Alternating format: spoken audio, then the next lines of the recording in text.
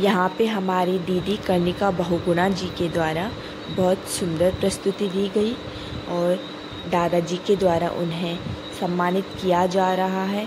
आशा है कि आप सभी को वीडियो बहुत पसंद आई होगी, तो please like share and comment.